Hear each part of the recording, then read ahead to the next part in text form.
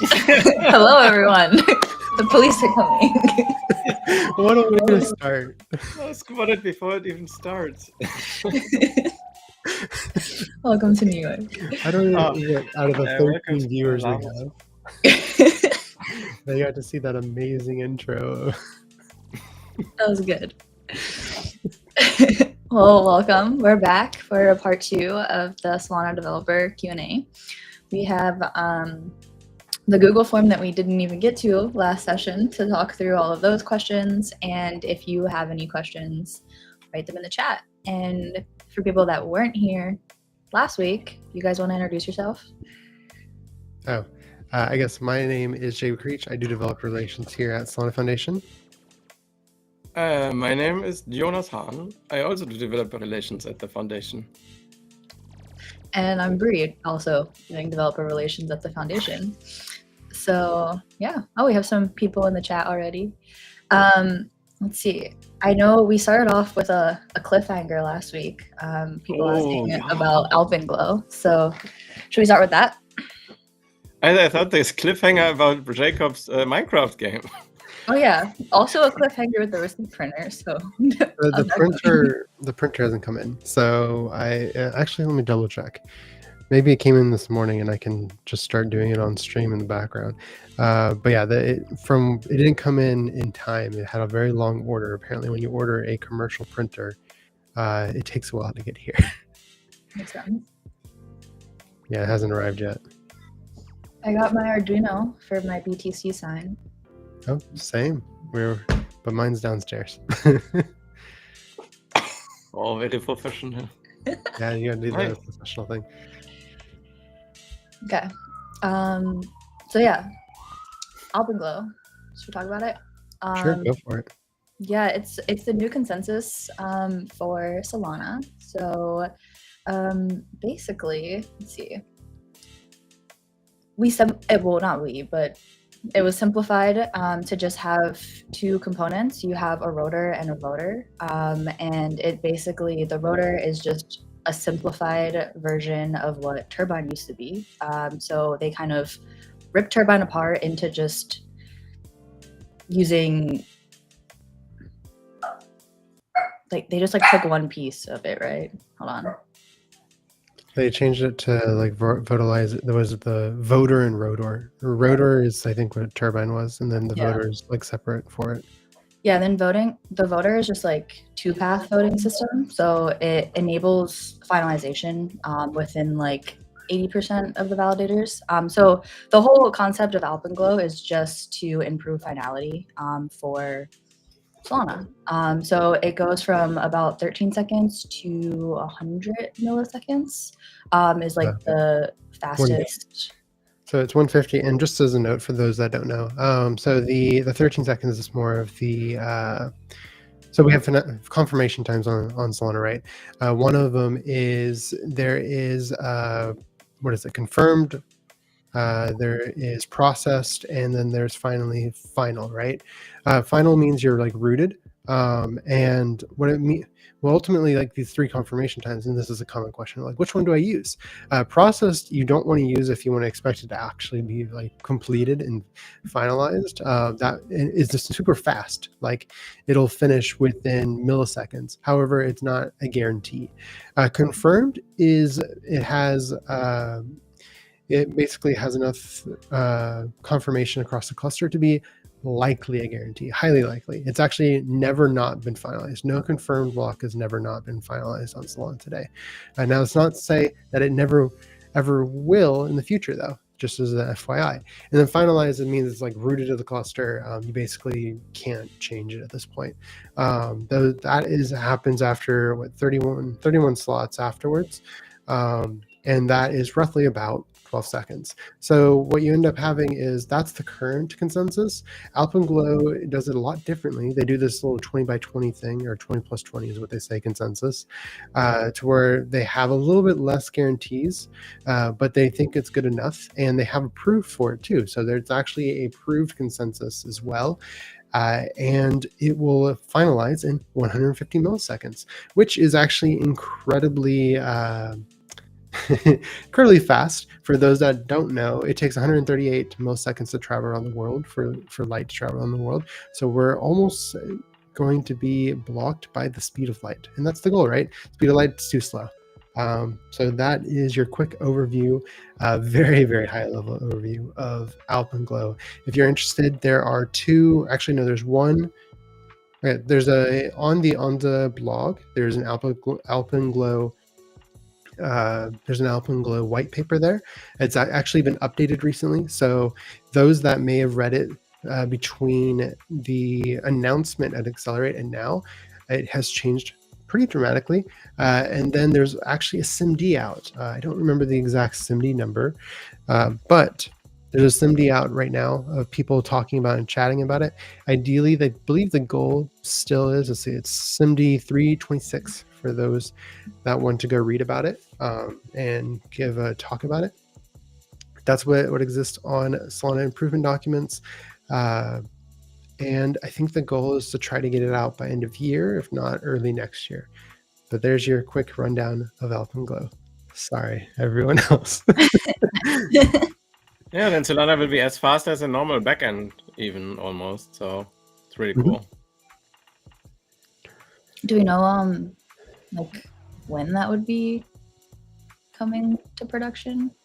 They're trying to do end of year, I think, in testnet. Oh, nice. So, but I mean, it's a lot easier when you have a proof for consensus. It's a lot easier to actually code it rather than what you currently have for consensus. They're definitely doing the first tests already. So yeah, they're going very fast. They've had code for it since Accelerate. Since April, really. And it's also open source. It's not that hard to find. You can actually find it linked in the white paper. All right. Sorry for quick hijack. All good. Okay, so let's go to one of the next questions here. Let's see. We have, my question is, when building contracts using Anchor, how do you memorize the anatomy of how the contract should look and what should be in it? Usually like just starting with one of the presets. It's already good. Yeah, I think so Anchor init, it gives you just like the layout of what the Anchor workspace should look like. So it has like your Anchor toml, your cargo toml with like what you need in it. And then like how the program should be structured at a very base level. If you use the npx create Solana dApp, there's a counter as well, and the counter goes a little bit more in depth with setting up like multiple instructions and what those like the account data structures would look like for each of the instructions. So yeah, I always like to use the scaffolds when I'm first learning. And then as you start to keep doing it, you start to just, you know, the more repetition, the more you just like memorize how the setup looks like. So yeah. Anyone else? Okay.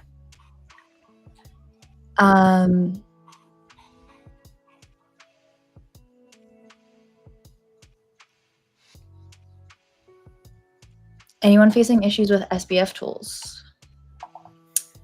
What issues? Yeah, do you want to elaborate on what issues they are? Yeah, like there are a bunch of problems if you were like on Anchor 31.0 and then you needed to update to 31.0.1, I think. What was the exact problem there? I don't remember.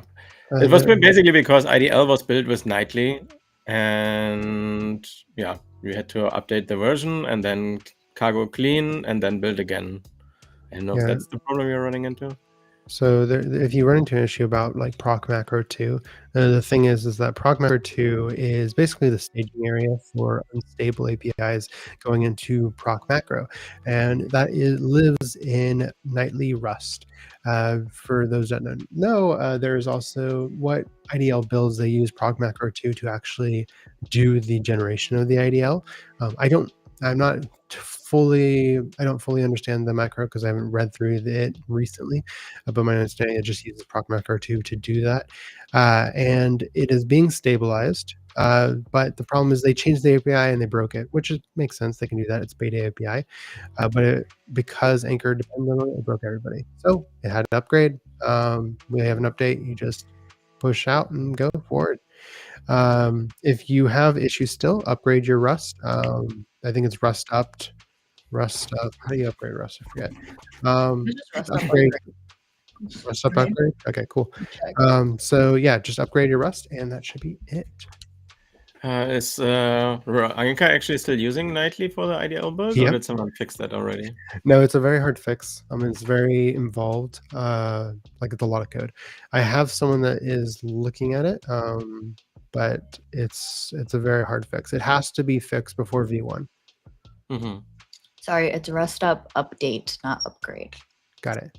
I'm now updating my Rust. Apparently, I was behind. So now you're gonna run into this issue. Just watch. Yeah, I'll come back later in the stream. I'll let you know. If you make sure that if you do have the upgrade, use Anchor 031.1. That's what has the fix. There's some really weird things because we have this nightly build that we had to fix it. And it's a huge pain. But I mean, we're here. Okay, next one. A roadmap to become an SVM engineer. Let's see. So I guess like starting would just be like understanding. But by SVM engineer, you mean like a core engineer, right? I would assume. Like on the protocol level. Just assume it. Okay. So yeah, I guess like first just understanding like all the protocols, how they interact with the chain, just like at a high level, like making example projects, and then like diving deeper into how the validator works, how the consensus mechanism works, like how everything, like more research side, read into how that works, and then also just looking into like the Anza, like Agave repo, like see issues that are there, see if you can contribute in any way. That's what I would say. Yeah, I would say so as well. Read some Ds. See what you can fix, and if you get your first PR landed, then at least the devs from that area of the code will already know you. You will probably already had a discussion with them on the PR. So yeah, that's probably a good way to start. Yeah. And like try to see which area you would be interested in, and just dive really deep into it. Like, are you interested more in the validator or consensus, or just look around and see what people are building. So yeah. Oh, look what bothers you the most. It's like the most painful. What needs to be fixed. Like tooling. Also, we have some of the Anza devs are working on tooling. We're also working on tooling that helps with all the developers. So you can look into like the Solana SDK or like Light SVM or Anchor and just see how you can contribute there as well. Yeah. Error handling, for example. There's a bunch of errors that could be better, have more accounts in them. Yeah, there's currently an issue open with a lot of discussion in it and a lot of research, and no one actively working on it at the moment. So if you want to pick that up. Also, if you have any ideas and just kind of like want to contribute or like have a specific area that you're interested in, you can always DM us and like we can talk to you about it or kind of guide you in the right direction. It's a very broad scope of work. So seeing like what you're actually interested in, like where you want to be able to contribute. So the roadmap kind of changes. Okay. Need some level of project ideas which you guys think in recent times could be great to implement. I think everything that makes onboarding easier. I mean, there's a bunch of people who try it already, like there's Privy and Para Wallet, and someone did like some passkey stuff. But I think like if you want to start an app, the best thing is like if you can like super easily like sign up with an email, press a button to fund your wallet, and immediately get started. I think I haven't seen that yet. I mean, you could probably do Privy together with MoonPay or something. But I think that would be good. Yeah. Another thing would be cool, like if you want to build a game, some kind of cookie clicker game. I was actually about to start that today, but I didn't yet. So basically you just have a program, which is like a clicker. And then you have like a bunch of people who contribute. Whenever you click, you get one of the tokens. And everyone can like add their new features. Like I think in the original, you have like the grandmas, the factories, and you all update them apparently separately. And yeah, maybe you could like have a bunch of people work together on this and have like some kind of plugin module or something. I think that would be cool. Fun project.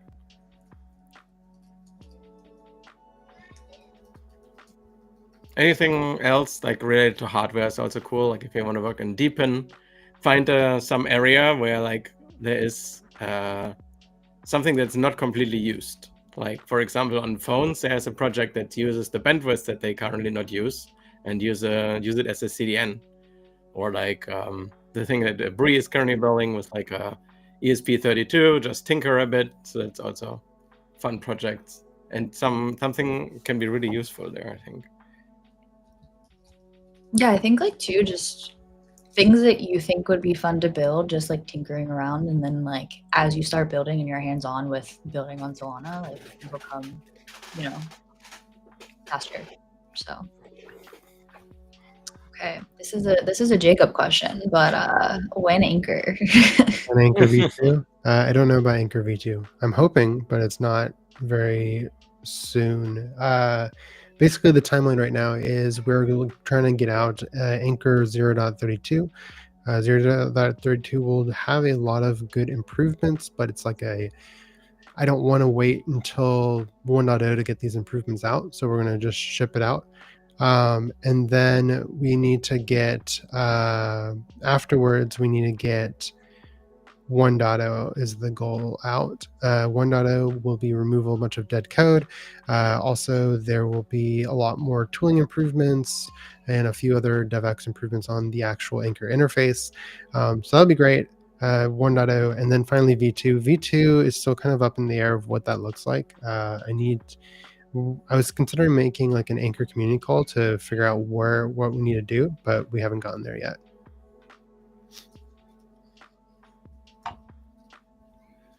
That'd be cool. Anchor community call. Okay. Next is, I'm a CS student. I want to go into HFT, but I'm fascinated with Solana. I'm assuming this is high frequency trading. That I'm going to answer as if it is. So there is a lot of people that do work with high frequency trading on Solana. There's a lot of trading that exists on Solana. And then like there's a lot of fun ways to work with how can I get my transaction to land faster. Yeah, I don't know. Do you guys have more thoughts there? Yeah, I think in the getting started with AI guide, there's a guide on how to build an agent that does high frequency trading. Oh, that's cool. Besides that, you definitely need to like land your transactions as quickly as possible. So I think we also have some guides on that. So like for example, you can like cache the block hash because you can use it for a while. So you can send your transaction faster to get a fast RPC. There's a bunch of them like QuickNode, Helios, Triton, Flux. Like usually like if you have a paid plan, it's like way faster than if you use like the public endpoints, for example.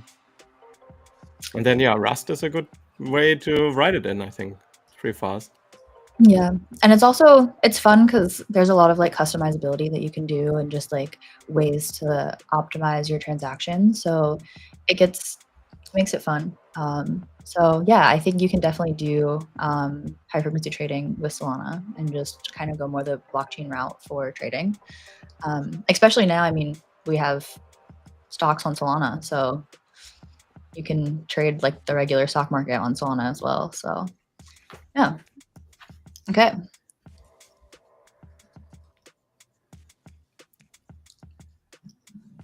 Suggestion for some open source projects to look for. Yeah, there's a bunch. So it's kind of like what area are you interested in? Like, are you interested in DeFi? You can look at some of like the larger DeFi apps that exist on Solana. They're open source. You can look in there and how to contribute and like reach out to main contributors there. You can always see like their GitHub, who's contributing to the protocol to reach out to. If you're interested more on like the tooling side, I mean, obviously we're biased and we're going to push more towards that direction. But if you're interested more on the tooling side, I would say like look into LightSVM. We have a lot of improvements that we want there just to get our entire Rust stack fully developed. We want to have like Rust testing as good and easy as possible. So if you're writing Rust programs, you can also write your tests in Rust. So look into how can we make that better, make some PRs there, and always like reach out. We can like talk you through any questions or thoughts you have there. Anchor as well. Jacob's been live streaming Anchor issues and how to get through them. There's so many Anchor issues that currently exist, and Anchor is pretty much everyone's like first developer experience with Solana and like writing smart contracts.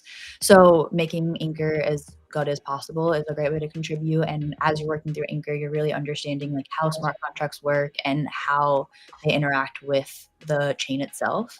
So it's a great learning experience as well. And then yeah, I mean, a lot of just like scanning GitHub, seeing like what some of the main like Solana developers like that are, you know, very loud of like what they contribute and like where they're contributing. A lot of repos will come up. So yeah, you guys have any other thoughts on that? Yeah, there's lots of stuff. I really like the live streams that Jacob is doing. And I think he marked like a bunch of the issues as investigate. So I think if you want something easy, you could just go in there and investigate if the issues are still a thing. Like some of them were like, we were not sure on stream if they were like still a thing or not. Then another thing, I would love some help on the GitHub actions. So someone could like try it out with Pinocchio, for example, because I haven't tried that yet. It's supposed to work with native and Anchor. And someone could also implement a program metadata program there instead of IDL upload. So it would be super cool. It would be very helpful. So And Pinocchio should work because Pinocchio is actually just native. Yeah. Just as an FYI. But yeah, it should just work out of the box. so someone could say, try it out and say it works out of the box. It would be great. We can just change the README native, Anchor, and Pinocchio. Yeah. Speaking of trying things out and working on the box, I know Bree mentioned this already, but I wanted to just like kind of explain a little bit more in detail. With Anchor, a great place to like start. If you don't know where to start, right? You have no idea what projects to build. A great way to start and get your hands dirty and also help out with open source projects is the investigate tags that Bree was talking about. What that means, just specifically to help expand on what Bree already said, is that if you go to the investigate tags on the Anchor issue, basically there's a bunch of issues, right? I don't know if those are actual issues anymore. So we're tagging with investigate for ideally people to help us go figure out, are these still issues? It'll help us move so much quicker. And also not only that, you'll get some hands-on experience of, hey, here's an issue. Can I try to reproduce this issue given the context that they have? Yeah, I know that Bree, you said this already. I just wanted to expand a little bit more on it. Yeah, definitely. Also, another thing to point out is I know like we've talked a lot about Twitter and how like this community is like constantly like building open source and tweeting about it. If you just follow a lot of developers' Twitters, like they're all asking for contributions as well. I know Dean just made a tweet the other day about, hey, like here's a few PRs that people can make, and within an hour or two, like people already made them. Jacob did the same thing. So people are constantly just asking for help and pointing to repos that need some extra eyes and just kind of like monitoring like what people are talking about. So I think he is also working on templates, right? Is that already live? It's not So live. templates would also be, it's not live yet, but this would be a cool thing to contribute if you have a good template, but it's not live yet. But it's going to be really cool. August 15th. That's for everybody that's here that is just wondering what's coming up. August 15th, we'll have templates live.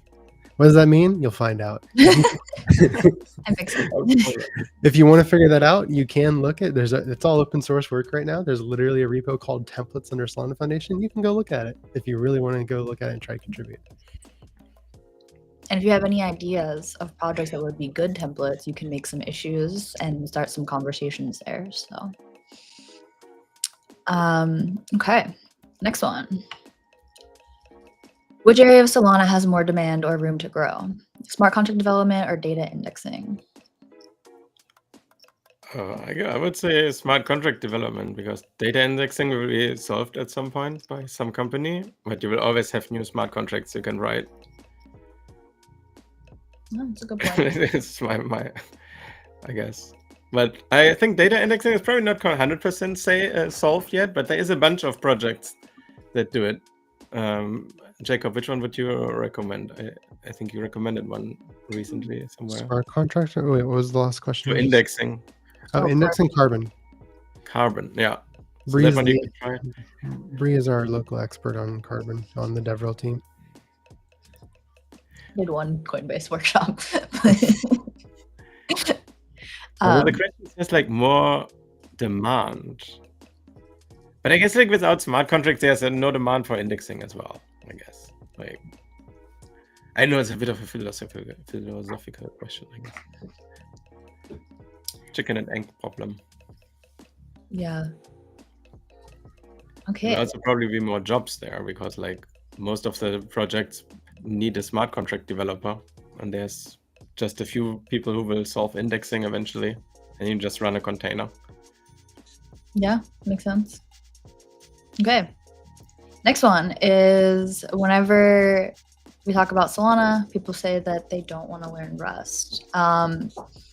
Yeah, I would say like one thing that's makes Rust a lot less intimidating when you're actually working with Solana is you really only need to understand like the high level of Rust for most smart contract development, especially when you're using Anchor. The main like learning curve is like understanding like Anchor and how accounts work with Solana. Rust it does have a higher learning curve as like a coding language, but when you're working with Solana specifically, like you're really touching top layer Rust knowledge for most of the stuff you're doing. If you want to start like going deeper into, you know, more of like core dev on like the protocol side, you're gonna need to learn more Rust. But yeah, I mean, I came from like coding in Cosmos as a Rust dev, and you had to know quite a lot of Rust there. Everything was like basically just native Rust. Here you have so many like frameworks and macros and just help in general and scaffolds that just lay a lot of things out for you, and you really just need to understand, you know, like how mutability works, how ownership works, and that's pretty much it with like the unique side of Rust for development. So yeah, I would say start learning, and that you'll realize it's not as hard as you think. Yeah, I would agree. The compiler is also really good. So it usually like tells you what's wrong and how you can fix it. And these days with AI, like usually like if you have like some borrow checker problem, it tells you, hey, you can't get this variable again. And then you just like fix it. You put it into a variable or you ask AI, and it's really not that hard.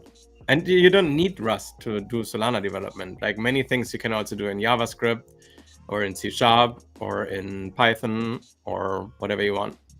Just for smart contracts, it's like mostly Rust. But you can also run it in assembly, of course, if you feel like extra juicy. Yeah, or in C.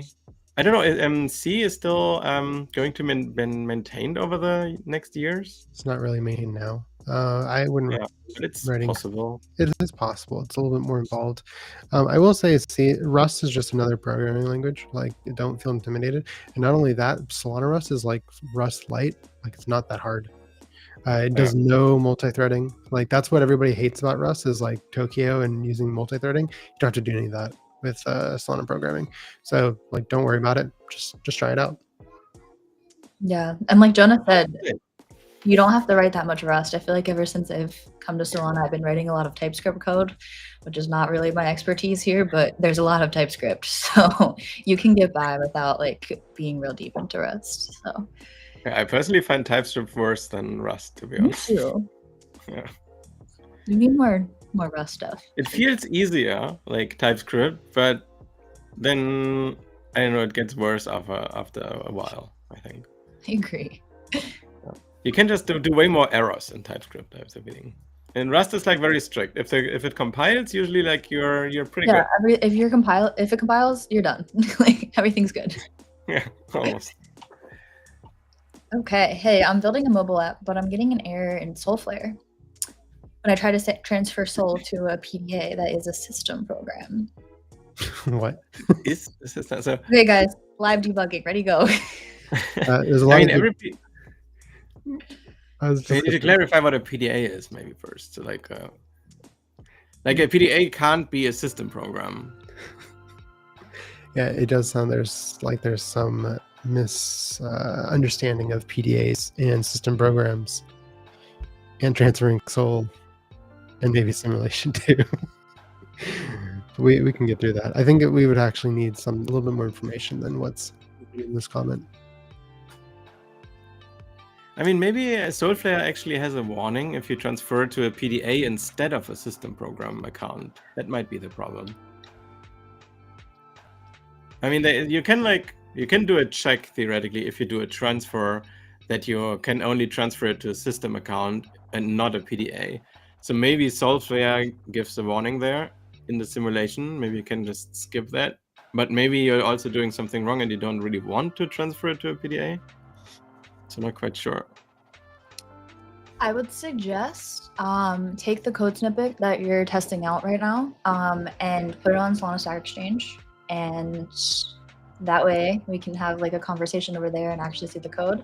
And then it'll be documented. So if anyone else comes up with an issue like this, it'll be on Stack Exchange. So yeah. Yeah, that's a great idea, actually. You have like a few hundred people now who will see your question and immediately answer it. Yeah, so I would take it straight to a Stack Exchange. Okay.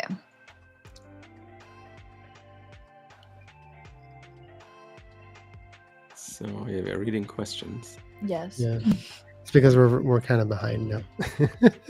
Again, we haven't even gotten to the list. I know, this keeps happening. Some dev says you should start writing assembly, Brie. Okay, on it. Got lost during wallet setup.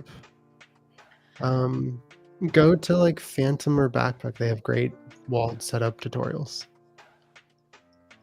Yeah, and if you need, wait, go back. Sorry. if you're talking about like the CLI, the video that I just posted not too long ago on the Solana environment setup, it walks you through how to set up your wallet in the CLI and fund it and everything, and that's the wallet that you would need for all of your like local testing that we do in the bootcamp. So yeah, I would go through that. It goes like in depth on just setting up like your local wallet in your CLI. Okay. Maybe we should make a video about like this very basic stuff.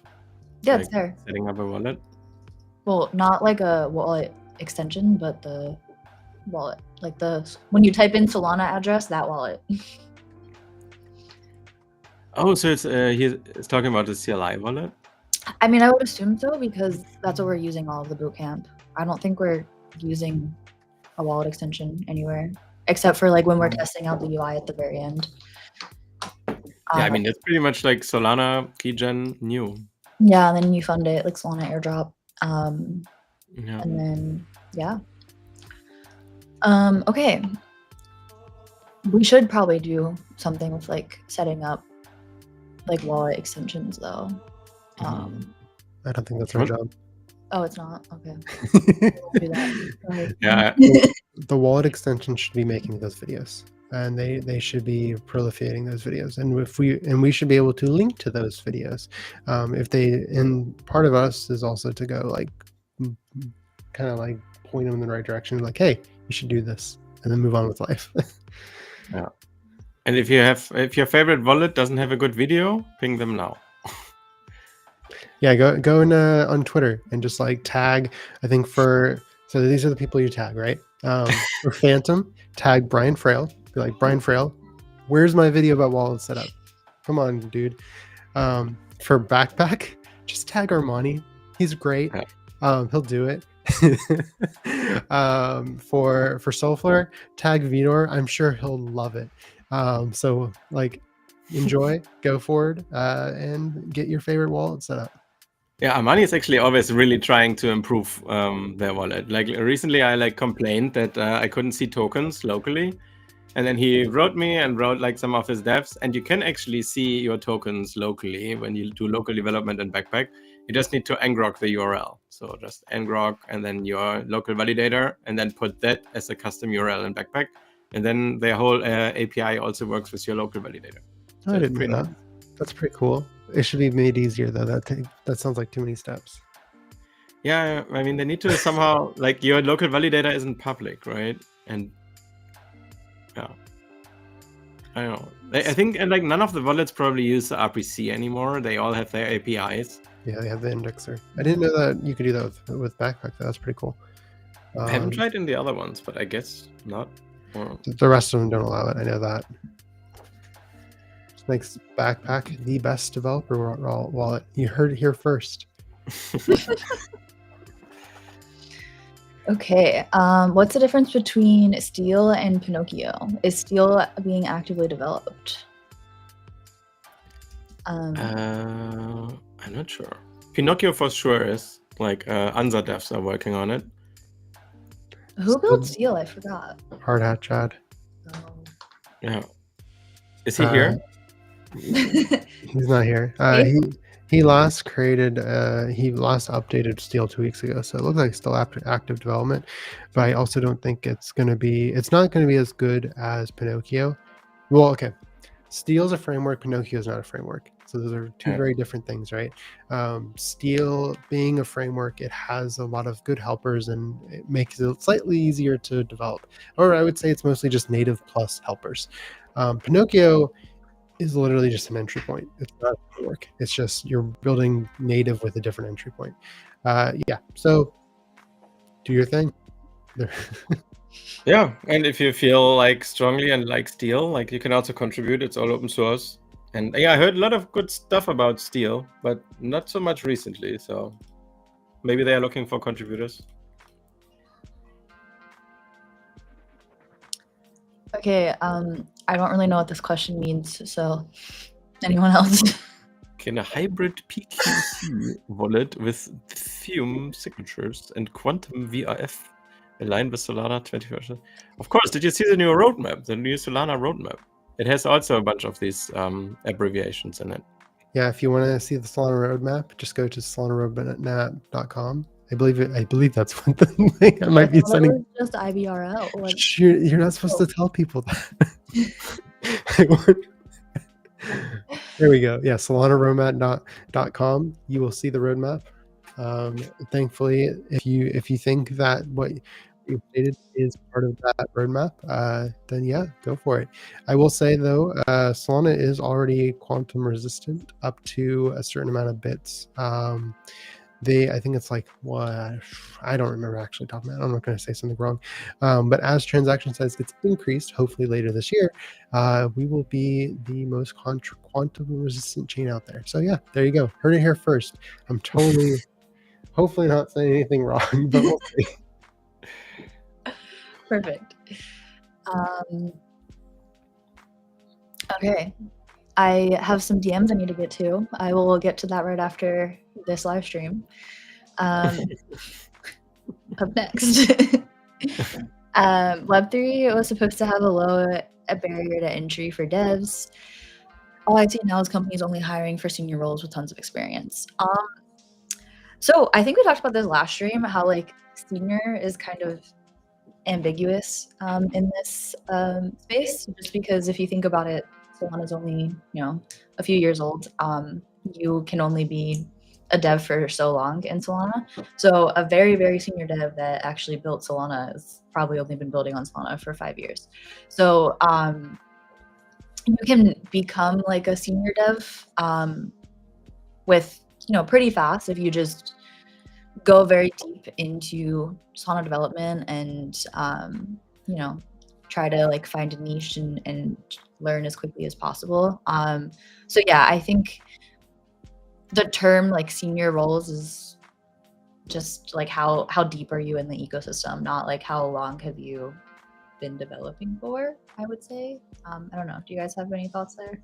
I would say like screw the big companies, just become a founder build your own company, become incredibly rich, and then buy the company that didn't hire you. I mean, but seriously, we have like a bunch of hackathons, and there's a lot of people who like build their own projects, and maybe you're a founder person and want to build your own thing. Right, Jonathan. Yeah. I will say what makes like a senior, right, is mostly can you do architecture? So knowing understanding when to do different things in Solana architecture is what you need to do to become a senior. That just comes with experience, right? It's not necessarily years of experience. If you have a lot of years of experience already in development outside of crypto, you'll kind of understand how to do architecture, and that's just what you need to jump into. Yeah. So, like open source stuff is very important. Like if you have like a track record of having solved complicated problems in other projects, then you can tell people about that, and then they see you can actually solve problems. Maybe you don't need a degree or like seniority. I don't know. But I think we heard this a few times now already, right? That there's like roles only hiring seniors. So maybe there's something there. This is true. There's a lot of roles open, right?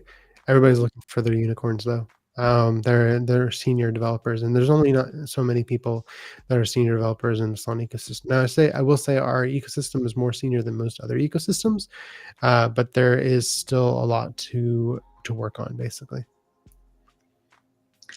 Yeah. But yeah, I mean, like if you just want to like just practice like building stuff on your own and making like small projects, and like as you continue doing that, very quickly like you'll be able to get to that like senior level. And yeah, I mean there's constantly people looking for developers, so yeah. Okay, next one is not everyone with an open source repo is actually looking to hire. Yeah, so I would say like there are quite a lot of people looking for Solana developer roles. There's like constantly, like if you go to solana.com/jobs, there's a lot of roles open there as well. So yeah, not everyone's looking to hire, but there are a lot of job opportunities available. So it's just kind of part of it's luck, like landing in the right one. But yeah, just continue like building and like constantly like scan solana.com/job. It's being updated like every day. I don't know, you guys have any thoughts on that? Yeah, I mean, cold emails, like build in public, like post about your stuff on Twitter, and then people will see it for sure. I think what he's getting at is that he's kind of, or I don't know if this is he or she actually. I think what they're getting at is that, hey, we'll build in public. Great, doing that, not hiring. Why am I contributing back to this repo? So it's not. Yes, you should be contributing back to try to get somewhere, but there's also like it's not always a straight line. Getting to building in public, turning building in public into a job is not always a straight line, and in fact, most times it is not. It will have those bumpy roads. It will have those ups and downs. There's a great, I will always reference this. There's a great talk by Aaron Francis where he talks about what his line of going from building in public to getting hired was, and it definitely had a lot of ups and downs. Like for example, one, he was like, "Hey, I built in public and I got invited to a conference. I got invited to talk at a conference, at the GitHub conference," which is big, right? Talking at GitHub, that should be huge. And he was like, I was so excited. I practiced all the time. I told all my family and everything. And then I got up on stage and I realized the only people in the crowd, and if you look at my banner, I show it, but I only show me on stage. And I realized the only people in the crowd, when you extend that picture, are the organizers. I was talking to an empty stadium. And so what was I gonna, like, he was like, what am I gonna tell people? Like, I told my family, I told my in-laws and all that. You just keep going. Like, there's gonna be some of those hard moments. There's gonna be some of those hard times. That building in public is hard, but it's definitely not a straight line, or usually not a straight line to getting to contributing and getting a full-time hire role or whatever, but it can get you more opportunities than not building in public. It can, whereas Francis likes to say, it'll give you more luck in getting those types of rules. Yeah, that's a really good video also. I definitely recommend watching it. Jacob sent it out to us like a few months ago, and I have it like saved in my YouTube watch list. So yeah, it's pretty motivational if you need that to just like, you know, keep building. So yeah. Jonas. Yeah, it's because Solana Gaming is posting so much about it. That must be it. I mean, it's like the only chain that actually can handle games, because it's like fast enough to actually perform as a game backend, and you don't want to wait like 2 seconds for a transfer, but 400 milliseconds good enough. And with AlpenGlow, it will be even better. So it's super cool. 100. And there's something really cool coming soon, like some indie game devs gonna build something together. So that's gonna be really cool. Coming next month, actually. Very excited about that. Are you doing Magic more? Jeff is screaming Magic Block. Yeah, Magic Block makes it, of course, even better. Currently, they have like 400 milliseconds, but if you use Magic Block's ephemeral rollups, I think you get down to like 40 milliseconds confirmation times. And ephemeral rollups are super interesting because they are completely composable with the normal Solana blockchain. Basically, you just take an account, like a PDA, and you transfer the ownership to the ephemeral rollup program. And then the ephemeral rollup can actually change the data in there, and then you write the data back on the main chain. And all the other stuff, like with tokens, for example, you still do on the main chain. So that's pretty cool. And Turbine currently has a Magic Block cohort, and they're building really cool stuff. I think that's why Jeff brought it up.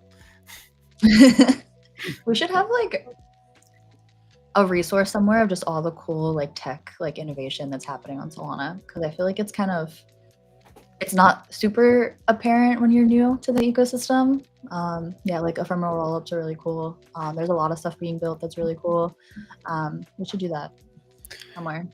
Yeah, we're gonna have a page on Solana.com called Upgrades. That's gonna basically list all the upcoming upgrades. I don't know if Magic Block specifically would be on there, but things like AlpenGlow, there are the transaction size increase, the networking upgrades. Like there's a whole bunch of stuff that are like XDP, right? What the heck's going on there? So much is the answer. So having one-stop shop for people to track upgrades, but not only that, like some upgrades that people need to know about, right? We used to do the thing called the changelog on here. We don't do this anymore, for better or for worse. But the part of it was to hopefully get information out about these changes that are upcoming that affect developers. Like one that happened that actually affected developers was the stake program changed, right? Oh, yeah. Like it changed from a built-in native program to a BPF program. So what does that mean? It means that it's not like a special program with all these static CU costs. It actually costs real CU now, which are different from the static CU, and that affected some people. Yeah, sorry to all the wallets. Yeah, you're not supposed to, like, that's internal work. So these things, right? There needs to be a page that people can look at and be like, okay, what affects me? What's coming up that affects me? Oh, this is coming up. Okay, I know what to do. I know how to fix that. I know how to prepare. Yeah, we need that. We needed that for a long time. It's been a long time coming, but we're getting there. So is that gonna like link to research papers on all the topics? Yep. It'll have further reading, but it's mostly importantly like showcasing at the very top, what does this mean? Does it affect you, etc. What's also cool is that we now can see feature gates in the Solana Explorer.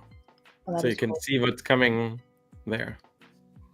We should do like a tech talk like video series, just like talking about like, you know, the new stuff. Sounds like the changelog. Yeah, maybe we should do a changelog, like a weekly video where we talk about the new stuff. It's a great idea. Great idea. It's totally something we've never tried before. Crazy. What's this that Jeff posted? Oh, the video? What video is this? I can't even click it. Yeah, I can't click it either. Jeff, you're gonna have to post it in Discord. I can't click this video. It's the Magic Block channel. It's a Magic Block? Okay, well. How to stress test Solana programs? Is there a tool or do we have to write testing scripts manually? Well, What does stress test mean? Like fuzzing? Or just sending a bunch of transactions? Oh. We're trying to build out a fuzz tester. So if anyone wants to contribute, another open source thing to contribute to. Yeah, otherwise you're gonna have if you're stress testing a program, it's like you're rather stress testing Solana probably by sending a bunch of transactions. But I think like fuzzing and just writing normal tests, I guess. I don't know.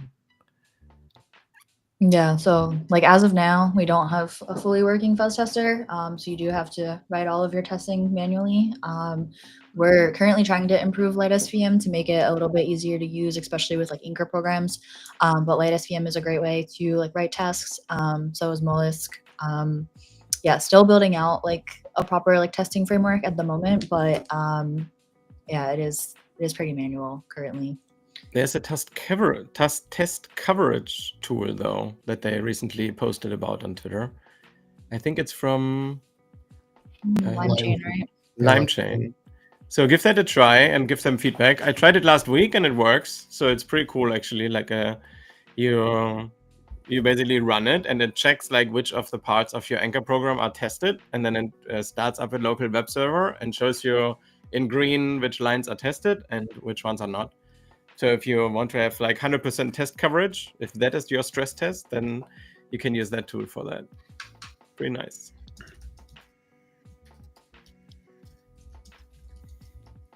Okay, so back to our live debugging. There's so we're running 1.87. Okay. You should probably be on Solana.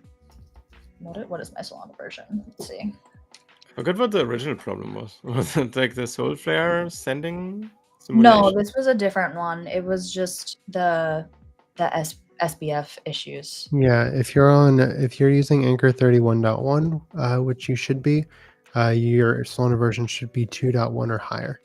You're behind. I'm currently on Solana 2.1.2 and my Rust is on 1.85. So maybe try those and then see how that works. I haven't had any SBF issues, and I was pretty deep into some coding last night and didn't have any problems. So try those versions. Solana 2.1 and Rust 1.85.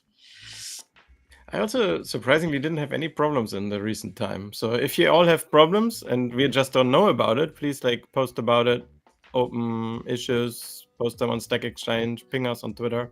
Yeah, let us know as soon as possible. Assume everything works. So we can get it fixed. Yeah.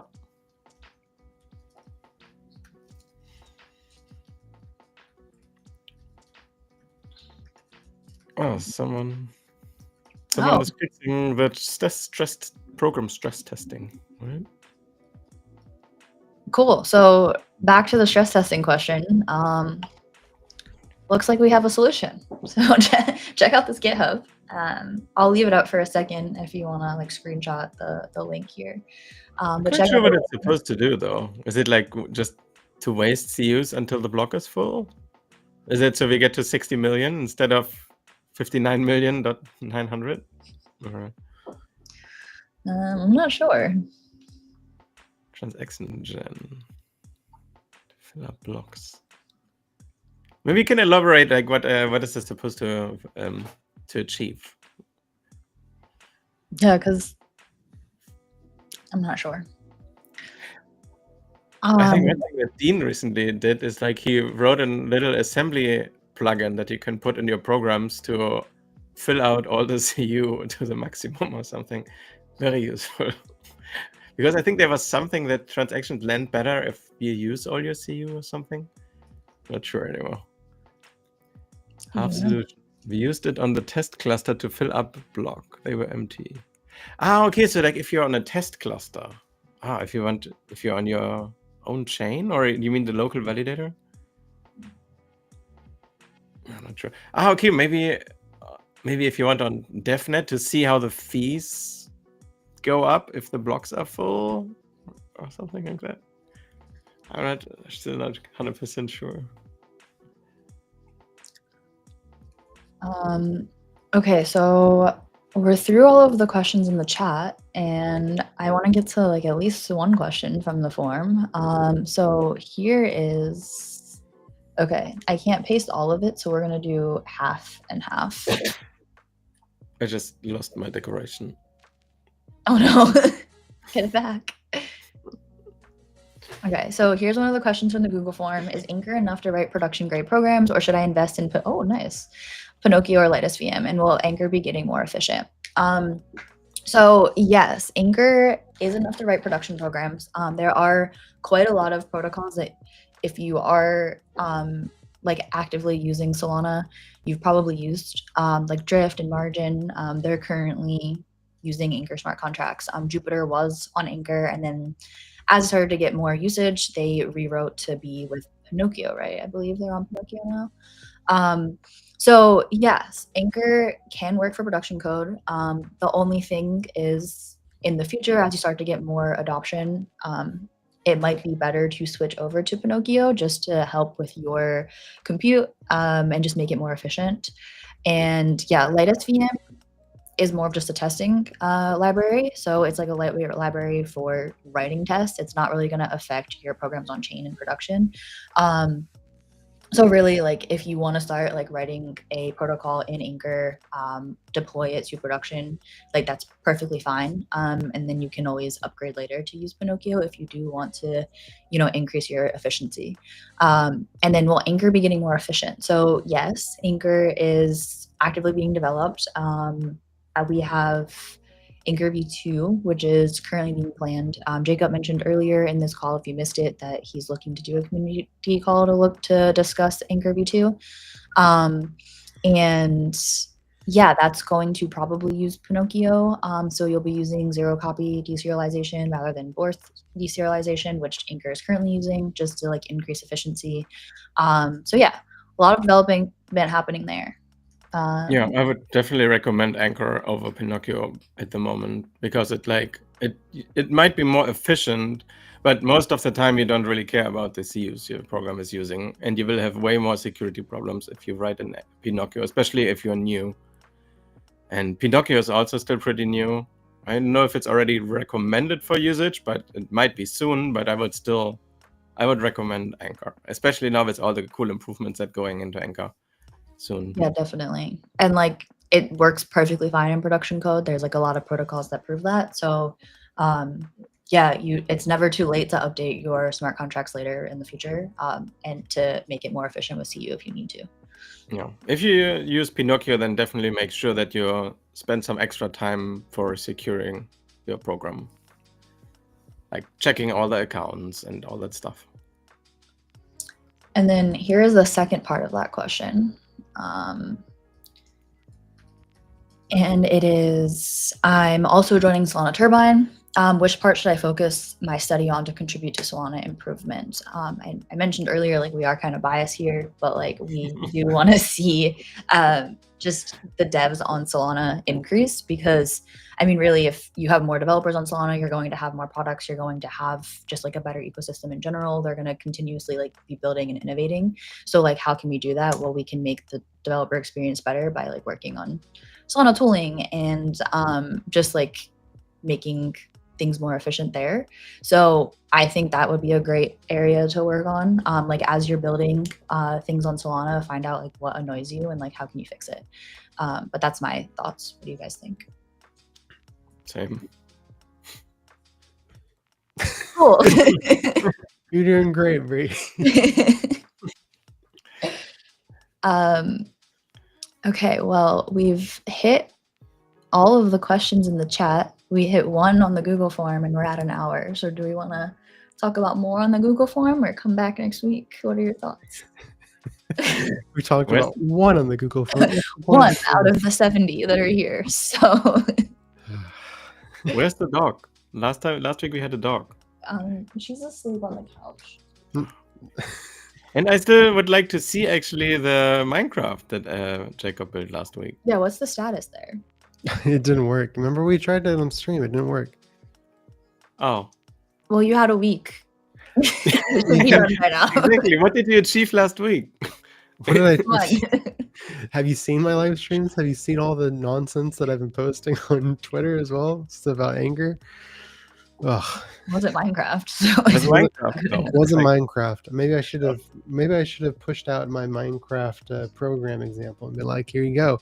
It handles push chunks. it, give it to the community. It does They're a gonna 16 double by, it. yeah, there's 16 by 16, 250 by 256 chunks of blocks, where you can actually place blocks and everything. But why? Honestly, why? Why is everything a transaction? Don't know. Verification of seeds. You can already do this. Like, who cares? But yeah, Minecraft was not completed last week. I've been working on a lot of maker stuff. But you Well, could maybe- use these redstones to build a computer within the Minecraft. You in should the just program. build Solana within Solana. Basically. Maybe next week we could have some cool Dprint projects to show. Hopefully, I have my equipment coming today, so we'll get there. She's so tiny. Yeah. So cute. Cool. So, what do you guys want to do? Yeah. It's hard to say goodbye, right? All right, let's close this out. Bree. All No, right, we have to do another hour. Do we have still questions? we have 70. Should we start? I should probably run. Well, thanks for joining. Thanks for all the questions. We can see you next week? Question mark. Yeah, hopefully see you next week. Yeah, so we'll see you next week for more questions. Hopefully we can get through the questions in the form. As you can see, that the live stream chat does take priority. So if you do have important questions, make sure you join the stream. I'll be posting like what time we're doing next week. Yeah, so thanks for joining. Thanks for chatting. If you have any questions, like let us know. And yeah, we'll get to building. So Cool. Thank you, everyone. See you next week. Bye bye.